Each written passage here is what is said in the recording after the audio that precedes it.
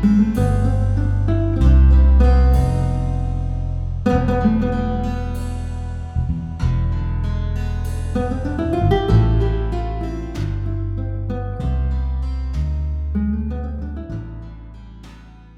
guys, welcome back to Air Nerd Corner. I know it's been a really long time since I've done a new gun, but I'm back today with a really cool one. This is the FX Verminator MK1 Tactical.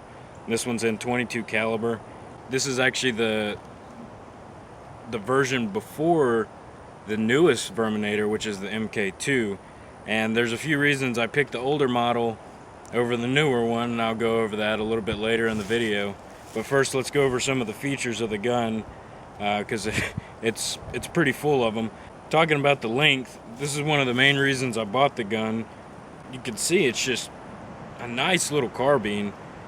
The way the stock is fixed right now, I think I'm measuring 32 to 33 inches, and that just makes it a nice little, great little gun for keeping in the truck with the 400cc bottle and an additional front reservoir on it. You can get 100 full power shots and about 200 low power shots, and there's even a medium power setting that you can get kind of in between, but I don't see myself using that one much. I'd probably just use high power and low power to get the full spectrum of the power range of the gun. The gun with 16 grain JSB pellets shoots about 20 foot-pounds on high power and about 9 to 10 foot-pounds on low power. And then I think it's about 17 on medium. So you can see it's not too far away from the high power, so I don't see myself using it that much. Going over, here's the power wheel. It's right here. And what this actually does, this is low power, this is medium power right in the middle, and then all the way back, that is high power. And this is one of FX's coolest features about this rifle, is what this wheel actually does is it adjusts the transfer port hole size, and that makes it exactly repeatable rather than hammer springs, which you would have, say, in the Marauder. It's not exactly repeatable. It's hard to know when you're at the power level without shooting it over a crony. And with this power wheel, I know 9 foot-pounds, 17 foot-pounds, and 20 foot-pounds every single time. And what I'm interested to discover in this video is I know that my vertical groups will be lower on the lower power, but I'm really interested to see if I'm going to get any horizontal stringing with the groups on different power levels. I really hope that I don't, because that'll make this a great rifle for when I need lower power settings that I don't have to adjust the zero of the scope. I can just calculate the holdover on a ballistics program and then just go from there. And that's one of the things we'll test today. I'll show you the magazine real quick. What you do to eject the magazine. And this system, this whole biathlon system, is consistent with the FX Cyclone, the FX Verminator, the older ones, and I believe still the FX Revolution, but I'm not sure if they switched to the new magazines. So what you do, make sure your gun's on safe, of course, and you pull the bolt back, and then you can see this tiny, it looks like just a little bolt, like for a bolt action rifle. And so what you do is you want to make sure that you have positive control of the magazine, and then you just pull that back with your finger and out pops the magazine. Now there's some spring tension on that, so if I was to put it back in and then watch close, if I don't have positive control, that thing just pops right out. And that is one of the bugaboos that people have with this magazine system. But let me pick this magazine up real quick. Okay, I finally found it. And that's one of the things. These are real easy to lose in the grass, so you always want to make sure that you got a good grip on that magazine before you go pulling that lever back. This magazine, I know every video I say that this is my favorite magazine, this is my favorite magazine, but I'm continually impressed as I get into higher end rifles with the magazines. And this has got to be one of the simplest, most fail-safe magazines that I've ever seen. Basically what it does, as you can see around the edges, there's a rubber O-ring. And what that does is when you put the pellet in the magazine, it just puts a little bit of, you can't say spring tension, but it's a little bit of tension, and it holds the pellet inside the magazine. And so you can see that those won't come out. And you just proceed to load the magazine all the way. There's no click in, there's no spring this or spring that. You just load them up, stick them back in the gun, and go for it. That's one of the cooler features about this gun. To put it back in, just do the same way. You want to make sure you have this bolt all the way back, because it'll get you. And you just stick it in, push that back.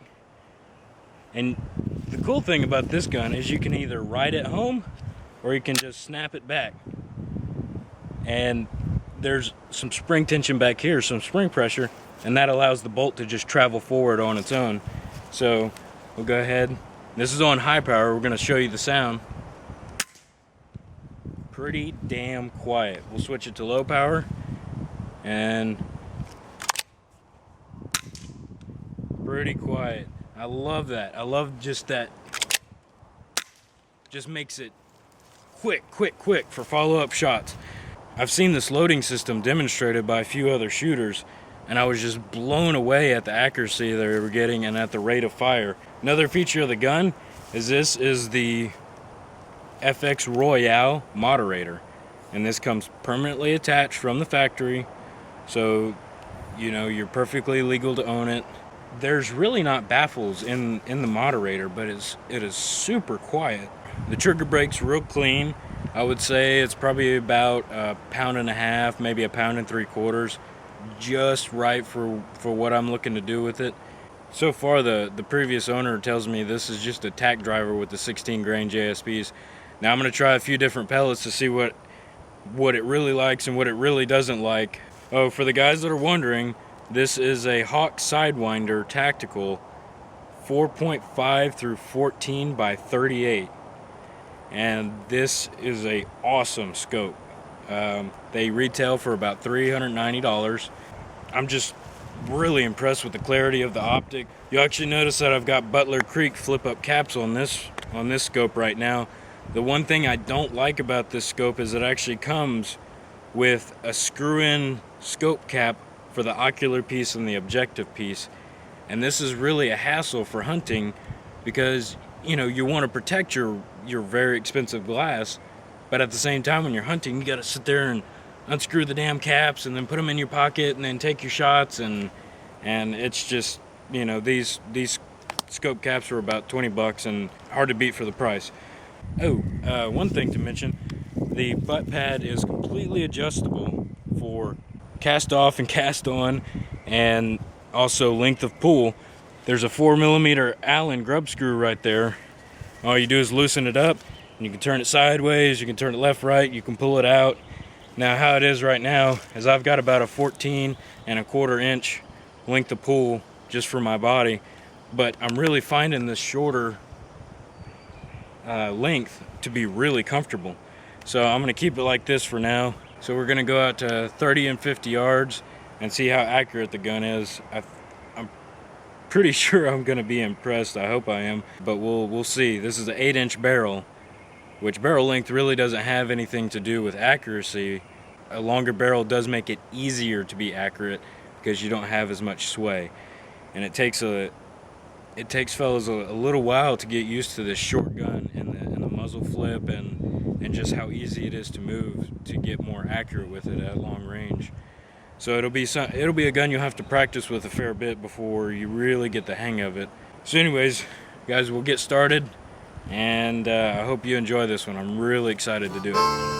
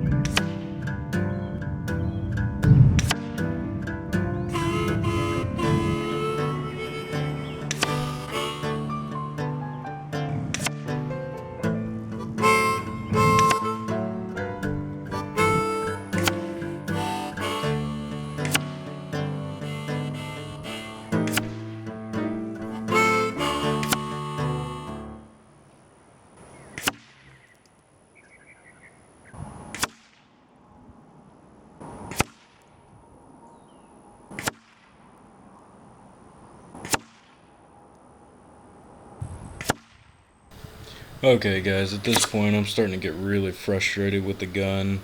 I'm thinking something's got to be going on here. I know this gun is more accurate than this. Plus my camera kept shutting down on me, so I was getting really frustrated. So I shut everything down, and I remembered the previous owner, he says, you know, you got to put lube on the pellets. So I went ahead and doused up some JSBs with the Slick 50, and then proceeded to shoot about a 1/2 inch group at the same distance. Now, of course, my camera can't show you because it was just having fits that day, but it did put me more at ease about what this gun was capable of. So anyways guys, appreciate it.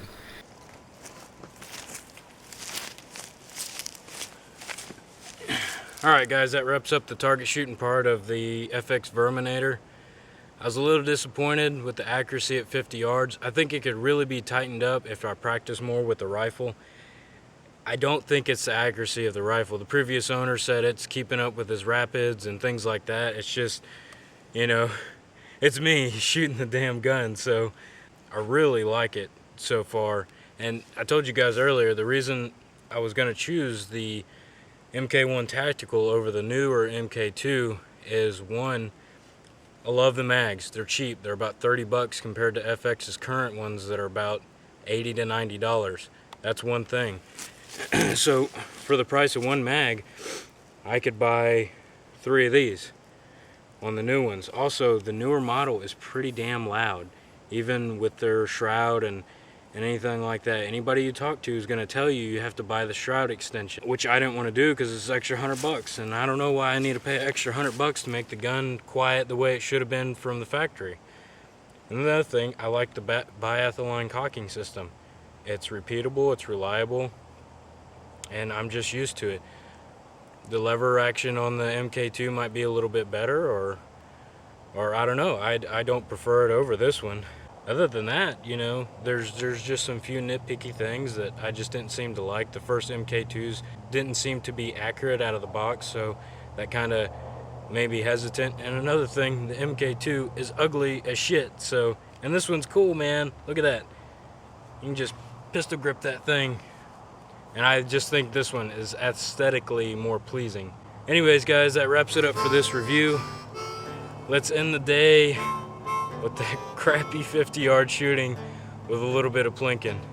Anyways, guys, hope you enjoyed it. I had a blast doing this video, and I will see you at the next one.